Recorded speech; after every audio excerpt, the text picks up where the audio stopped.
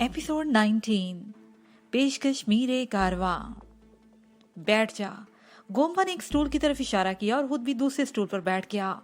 मैं एक बात वाज़िया कर देना चाहता हूँ कि मुझसे ताउन करोगे तो फायदे में रहोगे, और ये बात ज़हन नशीन कर लो कि यहाँ ना तो तुम्हारी कोई मदद को आएगा और ना ही तुम यहाँ से फरार हो सकते हो। अगर तुमने झूठ बोलने की कोशिश की तो मैं सच उगलवाना भी जानता हूँ, लेकिन मुझे कुछ याद नहीं, मैं कुछ नहीं जानता। तुम्हें सब कुछ याद आ जाएगा। उसे कहते हुए मेरे चेहरे पर नजरें जमा दी। चंद लम्हे खामोशी रही और फिर गोम्पा ने बातों ही बातों में अपने बारे में जो इंकशाफ किया वो बहुत ही सनसनीखेज था। वो खटमंडू का रहने वाला था। बदमाशी और गुंडागर्दी के हवाले से शहर के बाज इलाकों में उसकी बड़ी धाक बैठी हुई थी। वो हिप्नोटिज्म का माहिर भी था। वो जराइम और कई दूसरी वारदातों में अपने इल्म से फायदा उठा रहा था। 5 साल पहले उसका एक मुखालिफ गिरोह से तसादम हो गया। इस तसादम में गोम्पा के हाथों 3 आदमी मारे गए। पुलिस ने इसे गिरफ्तार कर लिया था, लेकिन वो भाग निकला। कुछ अरसा वो शहर के नवा में वाक़या बुद्धू की एक छोटी सी बस्ती में रूपरोश रहा। न सिर्फ वहां छुपा रहा, जब उसे यकीन हो गया कि अब शहर का रुख करना खतरे से हाल ही नहीं, तो वो धूल गर्मी की वजह से फरार हो गया और पहाड़ों में वाक़ छोटी छोटी बस्तियों में भटकता हुआ इस तरफ आ निकला। तारांग कबीले की ये बस्ती उसके लिए हर लिहाज से महफूज थी।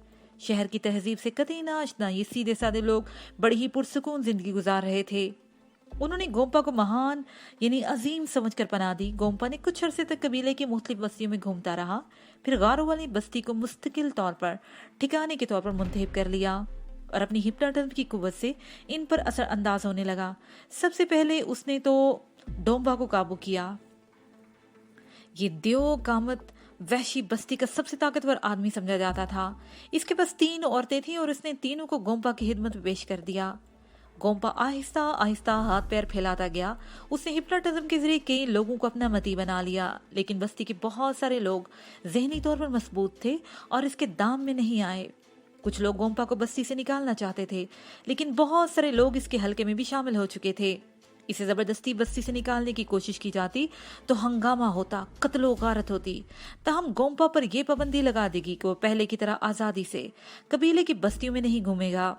गारों वाली बस्ती में वो हर पूरे चांद की रात में इस गार में भी आता था, जहां दूसरे लोग जमा हो जाते थे और रात भर अहलाक से घिरी हुई हरकतों का मुजाहरा किया जाता। गोम्पा ने इनके जहनों में ये बात बैठा दी थी कि यही असल जिंदगी है। ये लोग किसी धर्म या अखलाकियात के पाबंद नहीं थे, इसलिए गोम्पा इन्हें भटकाने में कामयाब हो गया था। मैं यहाँ बड़े सुकून की जिंदगी गुजार रहा था। गोम्पा ने मेरी तरफ देखते हुए कहा, तुम देख चुके हो कि ये लोग किस तरह कुत्तों की तरह मेरे पैर चाटते हैं, लेकिन त्रिदेव, उसने यहाँ आकर मेरे मन में हलचल मचा दी। मैं समझा नहीं। मैंने उलझी हुई नजरों से गोम्पा की तरफ देखकर कहा, त्रिदेव भी खटमंडू का रहने वाला था और मैं उसे अच्छी तरह जानता हूँ। उसका शुमार भी उन लोगों में होता था जिन्होंने कई साल पहले खटमंडू में मनशियात को मुतारिफ कराया था। इससे पहले इस मुल्क के लोग ऐसी चीजों को जानते भी नहीं थे, गोम्पा ने कहा, और वो चंद लम्हों की खामोशी के बाद बोला, मैं यहाँ त्रिदेव को देखकर बहुत हैरान हुआ था। मेरा ख्याल था कि शायद वो भी पुलिस से बचने के लिए भागा है और पनाह की तलाश में भटकता हुआ इस तरफ आ निकला है, लेकिन उसे तुम्हारे बारे में जो कहानी सुनाई वो बड़ी ही दिलचस्प थी। 500 किलो हेरोइन। वो एक बार फिर खामोश हो गया। एहन उसी लम्हे एक झोंपड़े की दूसरी तरफ से कोई पत्थर लुढ़कने की आवाज सुनाई दी। हम दोनों ने चौंक कर उसकी तरफ देखा। गोम्पा के चेहरे पर उलझन के तासरात उभर आए। वो टार्च उठाकर उसकी रोशनी में चारों तरफ देखने लगा। उस वक्त मुझे भी पहली दफा उस जगह को गौर से देखने का मौका मिला। यहाँ शायद किसी कदीम इमारत के खंडरात थे। कुछ ऊंची शिकस्ता दीवारें थीं और कहीं कहीं को टूटा हुआ स्टोन भी नजर आ रहा था। शायद कोई जानवर था। गोम्पा सीधा होकर बैठ गया। बहरहाल त्रिदेव ने मुझे तुम्हारे बारे में बताया था। तुम वाकई बहुत बहादुर आदमी हो। कभी शेर के मुंह से निवाला छीन लेना आसान नहीं होता, लेकिन तुमने वाकई बड़ी हिम्मत का सबूत दिया। 500 किलो हीरोइन के लिए तो मैं ये राजधानी छोड़ने पर भी तैयार हो गया। त्रिदेव ने मुझे 50-50 का लालच दिया था, लेकिन मुझे उसकी शर्त पसंद नहीं आई। त्रिदेव ने एक दिन पहले जोगिंदर नाथ नाम का एक और आदमी तुम्हारी तलाश में यहाँ भेजा था। उसे त्रिदेव ने खत्म कर दिया। बकौल तुम अपनी याददाश्त खो चुके हो। त्रिदेव तुमसे कुछ मालूम करने में कामयाब नहीं हो सका। मेरे कहने पर तुम्हारी साथी बमला को उठा लिया गया, लेकिन मेरा ख्याल था वो जुबान खोल देगी और बोम्बा भी उससे अपने मन की आशा पूरी कर लेगा। लेकिन वो बड़ी सख्त जान साबित हुई। बोम्बा ने तो अपनी आशा पूरी कर ली, लेकिन हीरोइन के हवाले से उसने एक लफ्ज भी जुबान से नहीं निकाला। अब तुम मुझे बताओगे कि वो हीरोइन कहाँ है? मैं पहले ही कह चुका हूं कि मैं कुछ नहीं जानता। मैंने जवाब दिया। मैं अभी तक अंधेरे में उसकी तरफ देख रहा था जहां से पत्थर लुढ़कने की आवाज सुनाई दी थी, और फिर मैंने एक लम्हे के लिए दो चट्टानों के दरमियान एक ख्योले को मौलक देखा। लेकिन दूसरे ही लम्हे गोम्पा ने आवाज देकर मुझे अपनी तरफ मुतवज्जा कर लिया। तो फिर मुझे दूसरा तरीका इख्तियार करना पड़ेगा। वो राल से बड़ी हुई दाढ़ी पर हाथ फेरते हुए बोला, बोम्बा 2 मरतबा तुम्हारे हाथ पिट चुका है, लेकिन वो इतना कमजोर और बुज़दिल नहीं कि तीसरी मरतबा भी पिट जाए। ये जान लो कि बोम्बा तुम्हारे जिस्म का रेशा रेशा अलग कर देगा। तुम समझते क्यों नहीं? मैं तकरीबन चीख उठा। जब मैं कुछ जानता ही नहीं तो तशद्दुद का कोई फायदा नहीं होगा। मैं खामोश होकर बोम्बा के चेहरे को तकने लगा, जहां दरिंदगी और बर्बरियत के सिवा कुछ नहीं था। बमला की मसक शुदा लाख मेरी आंखों के सामने घूम रही थी, जो कोम्पा और बोम्बा की बर्बरियत का वाज़ेह सबूत थी। लेकिन मैंने तय कर लिया था कि हाँ, कुछ भी हो जाए लेकिन मैं जुबान नहीं खोलूंगा। तुमने इस दुनिया में बहुत ऐश कर ली है। गोम्पा ने कहा, अब तुम्हारी जिंदगी के आखिरी लम्हात आ पहुंचे हैं। मैं तुम्हारे जिस्म का रेशा रेशा अलग कर दूंगा, लेकिन तुम्हें उस वक्त तक नहीं छोड़ूंगा जब तक तुम जुबान नहीं खोलोगे, और उस वक्त तक मरने भी नहीं दूंगा। अगर मैं ये कहूं मैं कुछ जानता हूं तो? मैंने कहा, तुम मुझे हर वो बात बताओगे जो मैं जानना चाहता हूं। गोम्पा की आंखें चमक उठी। और मैं ये बता देना भी जरूरी समझता हूं कि मैं बोम्बा को भी मायूस नहीं करना चाहता। उसे खामोश होकर बोम्बा की तरफ इशारा किया। सर्दी की एक लहर मेरी रीढ़ की हड्डी में सरायत कर गई। मैं समझ गया कि गोम्पा मुझे किसी भी हालत में माफ नहीं करेगा। वो सच उगलवाने के लिए वाकई मेरे जिस्म का रेशा रेशा अलग कर देगा।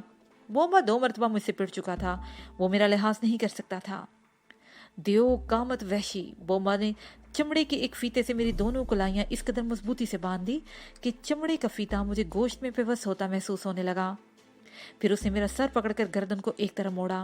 मुझे गर्दन की हड्डी टूटती हुई महसूस होने लगी। बोम्बा ने एक जोरदार झटका देकर गर्दन छोड़ दी। मेरे मुंह से चीख निकल गई और मैं जोर जोर से सर झटकने लगा।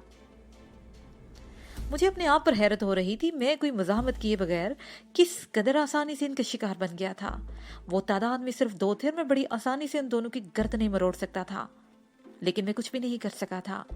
बोम्बा ने बड़े इत्मीनान से मेरे हाथ बांध दिए थे और मेरी गर्दन को झटके दे रहा था। मेरे दिमाग में शदीद सनसनाहट हो रही थी और शायद सोचने समझने की सारी सलाहियतें सलब होकर रह गई थी। मैं तुम्हें एक और मौका दे रहा हूँ। गोम्बा की आवाज गूंजी। हीरोइन कहाँ है? मुझे कुछ याद नहीं, मैं कुछ नहीं जानता, मैंने कराहते हुए जवाब दिया। गोम्पा ने बोम्बा की तरफ इशारा किया और ठीक उसी लम्हे किसी तरफ से धप की आवाज सुनाई दी।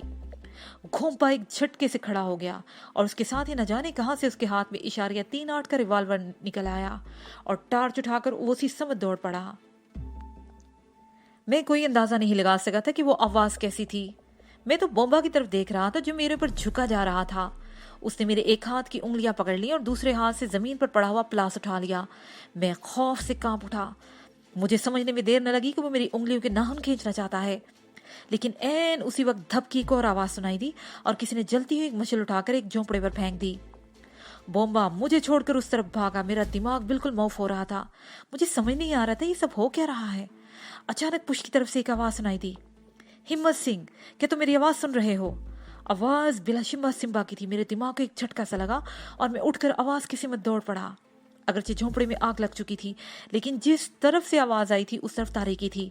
मैं जैसे ही एक टूटे हुए स्टोन के करीब पहुंचा, किसी ने मेरा बाजू पकड़ लिया और मुझे खींचता हुआ एक और गार में दाखिल हो गया। वो सिम्बा था। हम दोनों अंधों की तरह गार में ठोकरे खाते बिलाहिर खुली जगह पर निकल आए। ये भी खंडर का एक हिस्सा था। हमारे सामने पत्थरों की कुशादा सीढ़ियां थी। आसमान पर चमकते हुए चांद की मदम रोशनी में नीचे एक जीप खड़ी नजर आ रही थी। मैं एक पत्थर पर बैठकर हाँफने लगा। अभी हम हथड़े से बाहर नहीं निकले। नीचे शायद त्रिदेव की जीप खड़ी है। अगर गोम्पा या बोम्बा हमसे पहले जीप तक पहुंच गए तो हमारे फरार की सारी राहें मसदूद हो जाएंगी। सिम्बा मेरा बाजू पकड़कर सीढ़ियां उतरने लगा। एक जगह हम एक दीवार की आग में रुक गए। सिम्बा शीशे के एक टुकड़े से मेरी कलाइयों पर बंधा हुआ चमड़े का फीता काटने लगा। ये त्रिदेव टूटी हुई ऐनक का शीशा था। वो टूटी हुई ऐनक मैंने बमला की लाश के हाथ में देखी थी। मुझे समझने में देर नहीं लगी कि गार के अंदर सिम्बा ने अपने हाथों पर बंधी हुई रस्सी किस तरह काटी होगी। चंद सेकंड में हम दीवार की ओर से निकल आए और फिर नीचे उतरने लगे। आखिरी सीढ़ी से जमीन का फासला तकरीबन 8 फुट था और वहां से 25-30 फुट आगे जीप खड़ी थी। सिम्बा सीढ़ी से नीचे कूद गया। मैं छलांग लगाने की बजाय पथरीली सीढ़ी का किनारा पकड़कर लटक गया। इससे पहले कि मैं हाथ छोड़ता, फिजा धमाके की आवाज से गूंज उठी। दाएं तरफ से बुलंदी से आने वाली गोली मेरे बिल्कुल करीब पत्थर पर लगी। पत्थर का एक टुकड़ा उड़कर मेरी गर्दन पर लगा और उसी वक्त मैंने नीचे छलांग लगा दी। सिम्बा मुझे बाजू से पकड़कर खींचता हुआ दीवार के साथ चिपक गया। दाएं तरफ चट्टान पर खड़ा हुआ गोंपा साफ नजर आ रहा था। वो दीवार से जीप पर फायरिंग कर रहा था। पहले जीप की उसने विंडशील्ड तोड़ी और फिर एक जोरदार धमाका हुआ। जीप का एक टायर गोली की जद में आकर फट गया था। इस धमाके फौरन बाद ही गोंपा भी चट्टान से गायब हो गया। सिम्बा, तुम उस तरफ से जाओ, मैं इस तरफ से जाता हूं, उन्हें घेरने की कोशिश करो। अगर ये दोनों यहां से निकल गए तो बस्ती वालों के लिए खतरनाक साबित हो सकते हैं, मैंने कहा। सिम्बा ने फौरन ही एक तरफ दौड़ लगा दी और मैं भी दौड़ता हुआ एक चट्टान पर चढ़ गया और कुछ ही देर के बाद उस तरफ निकल आया। घास फूस का वो झोंपड़ा जलकर राख हो चुका था। ताहम कहीं कहीं से अब भी शोले उठ रहे थे। दूसरे झोंपड़े फासले पर होने की वजह से आग की जद में आने से महफूज रहे थे और वो दोनों नंग दरंग औरतें एक झोंपड़े की दूसरी चट्टान के करीब बैठी हुई थीं। शोलों की मध्यम रोशनी में उनके चेहरों पर खौफ और वहशत के तासरात साफ नजर आ रहे थे। मैं एक पत्थर की आड़ में खड़ा कुछ देर इधर उधर देखता रहा, फिर आगे बढ़ना ही चाहता था कि ठटक कर रुक गया। मैं एक पत्थर की आड़ में खड़ा कुछ देर इधर उधर देखता रहा, फिर आगे बढ़ना ही चाहता था कि ठटक कर रुक गया। इन औरतों के करीब ही चट्टान की एक दरार में से गोंपा बरामद हुआ। वो इंसान नहीं, रीछ ही लग रहा था। उसके हाथ में रिवाल्वर था और शोलों की रोशनी में उसका चेहरा बहुत ही भयानक लग रहा था। उसने चीख कर उन औरतों से कुछ कहा और वो दोनों उस दरार में घुस गईं। गोंपा को देखकर मेरे दिमाग में धमाका सा हुआ। बमला की मसकशुदा लाश मेरी नजरों के सामने घूम गई और मुझे यूं लगा जैसे मेरे सीने में लावा सा खोलने लगा हो। मेरी कनपटियां सलुग उठी, मेरे हवास बहाल हो रहे थे। बेबसी और बेचारगी की वो कैफियत खत्म हो गई थी जो कुछ देर पहले तक मेरे ऊपर तारती थी और जिसने मुझे बकरी के बच्चे की तरह बुज़दिल बना रखा था। मैं पत्थर की आड़ से निकलकर चट्टान के किनारे पर आ गया। दुनिया का वो गलीज तरीन आदमी गोंपा रीछ की तरह चलता हुआ उस तरफ जा रहा था जहां वो जीप खड़ी थी। उसे फायरिंग से जीप को अगरचे नकारा बना दिया था, लेकिन उसका ख्याल था कि शायद हम फिर भी जीप की तरफ जाने की कोशिश करेंगे और वो हमारा रास्ता रोकने के लिए उसी तरफ ही जा रहा था। मैं तकरीबन 10 फुट की बुलंदी पर था और वो आदमी रीछ की तरह दौड़ता हुआ मेरे ही जद में जैसे ही आया, मैंने फेफड़ों की पूरी कुव्वत से धाड़ते हुए इस पर छलांग लगा दी। गोंपा मेरी दाढ़ सुनकर ही गड़बड़ा गया था। इससे पहले कि वो संभलता, मैं उसके ऊपर पहुंच चुका था। मेरे दोनों पैर उसके कंधों पर पड़े थे और वो चीखता हुआ मुंह के बल आगे को गिरा तो मैं भी था, लेकिन चूंकि मैंने अजहुद छलांग लगाई थी इसलिए मुझे संभलने में 1 सेकंड से भी ज्यादा नहीं लगा। गोंपा की सूरत हाल मुख्तलिफ थी। वो मुंह के बल गिरा था। उसे चंद मामूली चोटें भी आई थी। वैसे भी वो भारी भरकम आदमी था। वो फौरी तौर पर नहीं उठ सका था और इस सूरत हाल से फायदा उठाते हुए मैंने इसकी खोपड़ी पर 2-3 ठोकरें रसीद कर दी और बिलाहिर वो उठ गया। रिवाल्वर उसके हाथ में नहीं था, वो तो उसने गिरते ही उसके हाथ से निकल गया था। गोंपा को उठकर संभलने में 1 सेकंड लगा। मैं पूरी कुव्वत से अपनी जगह से उछला और उसे फ्लाइंग किक लगाना चाहता था, लेकिन उसे बड़ी फुर्ती का मुजाहरा करते हुए मुझे बेदर्दी से पकड़कर उछाल दिया। मैं पहलू के बल पत्थरों पर गिरा। गोंपा ने मजीद हैरत अंगेज फुर्ती का मुजाहरा करते हुए मेरे ऊपर छलांग लगा दी। मैं बड़ी तेजी से लौटकर एक तरफ हट गया। अगर एक लम्हे को भी ताहिर हो जाती तो मैं गोश्त के उस पहाड़ के नीचे दब जाता और फिर शायद मेरा जिंदा बच निकलना मुश्किल हो जाता। गोंपा अपने ही झोंक में मुंह के बल गिरा। उसने संभलने की कोशिश करते हुए हाथ को इस तरह हरकत दी कि वो वजनी हथौड़े की तरह मेरी गर्दन पर पड़ा और मैं बेख्तियार करा उठा। गोंपा मुझे गिरफ्त में लेने की कोशिश कर रहा था। अपना बचाव करते हुए उसके सर के पिछले हिस्से पर बालिश भर लंबी बालों की चुटिया मेरे हाथों में आ गई। मैं चुटिया को जोर जोर से झटके देने लगा। गोंपा पूरी तरह से चीख रहा था। मैं उसके ऊपर से उठ गया और चुटिया को पीछे खींचता चला गया और उसके साथ ही वो भी पीछे को झुक रहा था। मैं उसके पीछे था। उसने कोहनी से मेरी पसली पर जरब लगाई, फिर बड़ी फुर्ती से वो आगे को झुकता चला गया। मैं उसके ऊपर से उल्टी कलाबाजी खाते हुए सामने गिरा। पत्थरों के गिरने की वजह से मेरी कमर पर चोट लगी थी, लेकिन मैं बड़ी तेजी से उठकर खड़ा हो गया। गोंपा हमला करने के लिए आगे बढ़ रहा था, लेकिन मैंने उसे मौका नहीं दिया और उस पर पे दर पे ठोकरे बरसाने लगा। लेकिन एक मौके पर गोंपा का दाव भी चल गया। उसने मुझे अपनी बाहों के हिसार में लेकर सीने के साथ भेज लिया। उस कमबख्त में बला की ताकत भरी हुई थी। मैं उसकी बाहों का हिसार तोड़ने की कोशिश करता रहा, लेकिन कामयाब नहीं हो सकता। लगता था जैसे फौलादी शिकंजे में जकड़ गया हूँ। वो रीछ की तरह मुझे अपने सीने में दबाता चला जा रहा था। मेरा सांस घुटने लगा। मैंने एक बार फिर कोशिश की, लेकिन उसकी बाहों का हिसार नहीं तोड़ सका। मेरे दोनों बाजू पहलू में झूल गए। मैं अपने आप को बिल्कुल बेबस और बेदम सा महसूस कर रहा था। मेरे जहन में एक बात यह भी थी कि अगर सूरत हाल कुछ देर और ऐसी बरकरार रही तो मेरी जिंदगी का खात्मा यकीनी था। गोम्पा ने मुझे एक जोरदार झटका दिया। मेरे मुंह से कराह निकल गई, लेकिन उसके साथ ही मुझे एक मौका भी मिल गया। मैंने दोनों हाथ उठाकर हथेलियों से उसकी कनपटियों पर जोरदार जरब लगाई। ये जरब अगरचे गोम्पा की बर्दाश्त के मुकाबले में कुछ भी नहीं थी, लेकिन नतीजा हाथरहा निकला। मैं बिला तवक्कुफ एक और वार किया। इस मरतबा गोम्पा करा उठा और फिर तीसरी जरब मेरी पुष्ट पर उसके हाथों की गिरफ्त ढीली होती चली गई। मैंने एक झटके से अपने आप को उसकी गिरफ्त से छुड़ा लिया। वो 2-3 कदम पीछे हटकर एकदम हवा में उछला और उसने मेरी खोपड़ी पर एक जोरदार किक मार दी।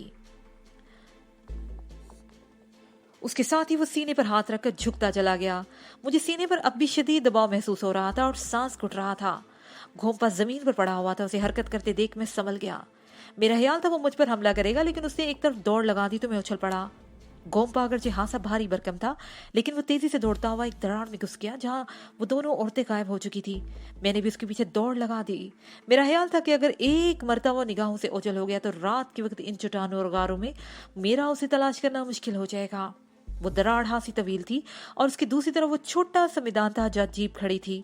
इस तरफ सिम्बा और बोम्बा भी एक दूसरे से गुत्थम गुत्था हो रहे थे। वो दोनों औरतें भी एक दूसरे का हाथ पकड़े चीखती हुई एक तरफ दौड़ती चली जा रही थी। गोम्पा अब अपने आप को बचाकर भागना चाहता था, लेकिन मैं उसे ऐसा कोई मौका देना नहीं चाहता था। वो बमला का कातिल था। मासूम और बेगुनाह बमला को उसने जिस तरह मौत के घाट उतारा था, वो ऐसी बात नहीं थी कि उसे आसानी से फरामोश कर दिया जाता और उसके कातिलों को माफ कर दिया जाता। गोम्पा मुझसे चंद कदम आगे था। मैं दौड़ते हुए हवा में उछला और उस पर जा पड़ा। वो लड़खड़ा कर मुंह के बल गिर पड़ा और मैं उसकी पुष्ट पर सवार हो गया और उसकी चुटिया पकड़कर जोर जोर से झटके देते हुए उसका सर पत्थरों से टकराने लगा। वो बुरी तरह से चीख रहा था। फिर उसने मुझे एक तरफ गिरा दिया और मैं उठकर एक बार फिर एक तरफ को भाग निकला, लेकिन इस मर्तबा भी मैंने उसे चंद कदम से ज्यादा दूर नहीं जाने दिया और मैंने उसे ठोकरों पर रख लिया। खून से तर उसका चेहरा पहले से ज्यादा भयानक हो गया था। वो हर ठोकर पर बुलबुला उठता, लेकिन मुझे उस पर जरा भी रहम नहीं आया। ऐसे बेरहम और सफाक लोग किसी रहम और हमदर्दी के मुस्तहिक नहीं होते। बमला की लाश रह रह कर मेरी आंखों के सामने घूम रही थी और मेरा जुनून भी बढ़ता जा रहा था। मैं पै दर पै उस पर ठोकरे बरसा रहा था। अचानक किसी ने मेरा बाजू पकड़कर मुझे पीछे खींच लिया। मैं तेजी से घूम गया। मेरा हाथ भी उठ गया, लेकिन सिम्बा की सूरत देखकर मेरा हाथ मशीनी अंदाज में रुक गया। सिम्बा मुझे खींचता हुआ चंद गज दूर ले गया। अगर ये खत्म हो गया तो हम बस्ती वालों पर किस तरह साबित करेंगे कि बमला को इन लोगों ने कत्ल किया है? सिम्बा ने कहा, इन्हें माफ नहीं किया जाएगा, इन्हें बस्ती वाले सजा देंगे। मैं बड़ी मुश्किल से अपने जुनून पर काबू पा सका था। मैंने गोम्पा की तरफ देखा। वो अदमुआ से पड़ा करा रहा था। उसे चंद गज के फासले पर बोम्बा भी पत्थरों पर कड़ा रहा था। सिम्बा इन औरतों को भी तलाश करके ले आया और फिर हम बोम्बा और गोम्पा को लेकर ठोकरे मारते हुए झोंपड़ों की तरफ ले गए। एक झोंपड़ा तो जलकर राख हो चुका था, कहीं कोयले दहक रहे थे और कहीं कहीं से धुआं उठ रहा था। सिम्बा ने तिब्बती जुबान में इन दोनों औरतों से कुछ कहा और वो एक झोंपड़े में घुस गई। सिम्बा ने मुझे वहीं रुकने को कहा और वो चट्टानों में एक तंग से रस्ते पर गायब हो गया। सिम्बा की वापसी तकरीबन 15 मिनट बाद हुई। उसने कंधे पर बमला की लाश उठा रखी थी, जिसे उसने एक झोंपड़े के सामने पत्थरों पर लटा दिया। मेरे करीब पहुंचकर घुटनों के बल बैठ गया और बमला की लाश देखने लगा। मेरे दिल पर एक घौंसा सा लगा। बमला की लाश को देखकर मेरे दिल पे एक घौंसा सा लगा। लाश को देखकर अंदाजा लगाया जा सकता था कि उस पर किस कदर तशद्दुद किया गया था। सिम्बा ने मेरे कंधे पर हाथ रख दिया और मुझे वहां से उठाकर कुछ दूर ले गया। इन दोनों आदमियों की लाशें हम उस गार में छोड़े जा रहे हैं, उसने कहा। बमला की लाश को देखकर बस्ती के लोग उसके खिलाफ खामोश नहीं रहेंगे और मेरा ख्याल है हमें चलना चाहिए। सुबह तक हम बस्ती में पहुंच जाएंगे। ये जगह बस्ती से कितनी दूर है? मैंने पूछा। हम तो कल सारा दिन और परसों रात भर भी तलाश करते रहे थे। इस तरफ तो हम नहीं आए थे। इन पहाड़ों में ऐसी बेशुमार जगह हैं जहां पूरा कबीला छुप सकता है। वैसे ये जगह बस्ती से तकरीबन 10 मील दूर है। उसने पता नहीं कहाँ कहाँ अय्याशी के अड्डे बना रखे हैं, सिम्बा ने जवाब दिया। उसने इन दोनों औरतों को भी झोंपड़े से बाहर बुला लिया। वो दोनों झोंपड़े में रखे हुए लिबास पहन चुकी थी, लेकिन लिबास के बावजूद वो बरहना थी। मुझे गोम्पा का रिवाल्वर भी मिल गया था। मैंने सिम्बा के हवाले कर दिया। बमला की लाश को उठाते हुए मेरी नजरें गोम्पा की तरफ उठ गई। मेरे दिमाग को जबरदस्त झटका लगा। मेरा दिमाग झंझना उठा। मैं एकदम सीधा हुआ और गोम्पा की खोपड़ी पर जोरदार ठोकर मार दी। वो चीखता हुआ एक तरफ उलट गया। तुम्हारी शक्ति मेरा कुछ नहीं बिगाड़ सकती। अगर तुमने दोबारा ऐसी कोशिश की तो भेजा निकाल दूंगा तुम्हारी खोपड़ी से, मैंने उसकी पसली पर एक और ठोकर मारते हुए कहा। सिम्बा ने भी इसे 2-4 ठोकरें रसीद कर दी और फिर हमने इन दोनों को रिवाल्वरों की जद पर लेकर एक तरफ खड़े हो जाने का हुक्म दिया। चंद मिनट बाद हमारा ये मुख्तसिर सा काफिला पहाड़ों में तंग से रस्तों पर चलने लगा। सबसे आगे गोम्पा और बोम्बा थे और उनके पीछे दोनों औरतें, और आखिर में मैं और सिम्बा चल रहे थे। बमला की लाश कभी सिम्बा उठा लेता और कभी मैं। पहाड़ों में 10 मील का फासला हासा तवील साबित हुआ। जब हम बस्ती में पहुंचे तो सुबह की रोशनी फैल चुकी थी। बमला की लाश मैदान में एक दरख्त के नीचे रख दी गई और फिर देखते ही देखते बस्ती के लोग गारों से निकल निकल कर हमारे गिर्द जमा होने लगे। सिम्बा चीख चीख कर बस्ती वालों को गोम्पा और बोम्बा के करतूतों के बारे में बताने लगा। बमला की लाश देखकर लोग बफर गए और उन दोनों पर टूट पड़े। गोम्पा और बोम्बा पर हमला करने वाले गोम्पा के वो चेले भी शामिल थे जिसके पैर चाटा करते थे, लेकिन बमला की लाश देखकर वो उसके सहर से आजाद हो गए थे। मैं और सिम्बा कोशिश के बावजूद गोम्पा और बोम्बा को बस्ती वालों के अताब से नहीं बचा सके। कुछ ही देर के बाद उन दोनों की नची लाशें मैदान में पड़ी थी और वो कुछ लोग वो लाशें भी उठाकर ले गए। उसके तकरीबन 1 घंटे बाद हम मुखिया की उस बस्ती की तरफ रवाना हो गए जहाँ हादसे के बाद हमें लाया गया था। गार वाली बस्ती के बहुत सारे लोग हमारे साथ थे। बमला की लाश को एक खुदसाख्ता स्ट्रेचर पर डाल दिया गया था। हम दोपहर के बाद उस बस्ती में पहुंचे थे। बस्ती के सारे लोग जमा हो गए थे। थ्यूब और दूसरी औरतें बमला की लाश के करीब बैठकर बैन करने लगी और फिर शाम से जरा पहले दरिया के किनारे बमला की चिता को नजरे आतिश कर दिया गया। उसके बाद भी मैं 3 दिन उस बस्ती में रहा। एक रोज दोपहर के वक्त अचानक ही मुझे नीलगिरी वाली माला का ख्याल आ गया। वो माला ना मेरे गले में थी और ना ही इन गुजरे दिनों में के दौरान मैंने बमला से इसका कोई जिक्र किया था। अचानक ही एक और ख्याल मेरे जहन में आया। मैंने सिम्बा से पूछा, दरिया के किनारे डिलवान पर जब मैं बेहोश हुआ था वहां से मुझे उठाकर कौन लाया था? मैं था और 3-4 और आदमी थे, लेकिन तुम क्यों पूछ रहे हो? सिम्बा ने सवालिया निगाहों से मेरी तरफ देखा। मेरे गले में एक माला थी स्याह पत्थरों की। मैंने कहा, मेरा हाथ बेख्तियार गले पर पहुंच गया था। मैंने स्याह पत्थरों की कोई माला कबीले के किसी आदमी के पास नहीं देखी। सिम्बा ने जवाब दिया, अगर किसी ने तुम्हारे गले से वो माला उतारी होती तो किसी ना किसी के पास जरूर नजर आ जाती, लेकिन क्या वो बहुत कीमती थी? इसके लिहाज से परेशान नजर आ रहे हो? हाँ, वो माला मेरे लिए बहुत कीमती थी, इतनी कीमती। अगर वो मेरे पास होती तो शायद बमला की जान न जाती। उसे तलाश करना बहुत जरूरी है, मैंने जवाब दिया। सिम्बा उलझी हुई नजरों से मेरी तरफ देखने लगा, जैसे वो ये बात समझने की कोशिश कर रहा हो और उसे ये बात समझ ना आई हो। वो जगह यहाँ से कितनी दूर है जहाँ मुझसे बेहोशी की हालत में उठाकर यहाँ लाया गया था? उस तरफ तकरीबन 1 मील का फासला है। सिम्बा ने एक तरफ इशारा किया। चलो, मैं वो जगह देखना चाहता हूँ। मैं उठकर खड़ा हो गया। मैं और सिम्बा बस्ती से निकलकर दरिया की तरफ आ गए और फिर किनारे किनारे के साथ पत्थरों पर चलने लगे। 1 मील का वो फासला तय करने के बाद तकरीबन 1 घंटा लग गया था। बिलाहिर हम एक जगह पर रुक गए। वहाँ एक तरफ नशेब में दरिया था। उस जगह दरिया का पार ज्यादा चौड़ा नहीं था, लेकिन गहराई बहुत ज्यादा थी। पानी का बहाव भी बहुत तेज था। दूसरी तरफ अमूदी ढलान थी जो तकरीबन 400 फुट ऊपर तक चली गई थी। बमला ने बताया था कि तुम्हारी कार वहां से ढलान पर लुढ़कती हुई इस जगह दरिया में गिरी थी। सिम्बा ने एक तरफ इशारा करते हुए कहा, हमने तुम्हारी कार तलाश करने की कोशिश की थी, लेकिन तुम देख रहे हो कि यहाँ गहराई कितनी ज्यादा और पानी की रफ्तार कितनी तेज है। तेज रफ्तार पानी कार को बहाकर कहीं से कहीं ले गया होगा। मैं दरिया की तरफ देखने लगा। पानी तूफानी रफ्तार से नशेब की तरफ बह रहा था। इतने तेज बहाव को तो कोई चट्टान भी नहीं रोक सकती थी। कार तो पता नहीं कहाँ से कहाँ की गायब हो गई। और वो जगह कौन सी है जहाँ मैं बेहोश पड़ा था? मैंने पूछा। उस तरफ, वहां। सिम्बा ने बुलंदी की तरफ इशारा किया। हम बड़े बड़े पत्थरों पर फलांगते हुए ऊपर चढ़ने लगे और मैं ठटक कर रुक गया। एक जगह पत्थरों में कार का एक पहिया पड़ा था। मुझे ये समझने में देर नहीं लगी कि पत्थरों के ऊपर से लुढ़कते हुए ये पहिया अलग हो गया होगा, और वो पहिया उठाकर मैंने दूर उछाल दिया और सिम्बा के साथ फिर ऊपर चढ़ने लगा। तुम यहाँ बेहोश पड़े हुए थे और देखो, वो शायद तुम्हारा जूता है। सिम्बा ने एक तरफ इशारा किया। मैं तेजी से आगे बढ़ा और वो मेरा ही सीधे पैर का जूता था। बस्ती जब में मुझे होश आया था उस वक्त मुझे एहसास नहीं हुआ था कि मेरे पैर में कुछ जूता था भी या नहीं, लेकिन अब मेरी याददाश्त बहाल हो चुकी थी और मैंने अपना जूता पहचान लिया जिसे मैं उलट पलट कर देख रहा था। सिम्बा ने बताया कि मेरे दूसरे पैर का जूता भी बस्ती की किसी झोंपड़े में मौजूद है। मैं मुतजस्सिस निगाहों से इधर उधर देखने लगा। यहाँ पत्थरों में छोटी छोटी झाड़ियां भी बकसरत थी। अगर वो माला खुलकर मेरे गले से यहाँ ही गिर गई थी तो उसे तलाश करना ऐसा ही था जैसे कि भूस में सुई की तलाश करने की कोशिश की जाए। लेकिन मुझे मायूसी नहीं हुई। तकरीबन आधे घंटे की तलाश और जुस्तजू के बाद मैं दाईं तरफ मुड़ा ही था कि मेरी आंखों पर चमक सी पड़ी। मैं ठटक कर रुक गया और उस तरफ देखने लगा और फिर मेरे होंठों पर हफीफ सी मुस्कुराहट आ गई। स्याह पत्थरों की वो माला झाड़ियों में पड़ी थी और धूप में उसका मरकजी पत्थर चमक रहा था। उस चमक ने मुझे अपनी तरफ मतवज्जा कर लिया। मैंने वो माला उठाई तो एक लम्हे को मुझे यूं महसूस हुआ जैसे मेरे पूरे जिस्म में सनसनी की लहर सी दौड़ गई हो और फिर मुझे अपने आप में एक तवानाई महसूस होने लगी।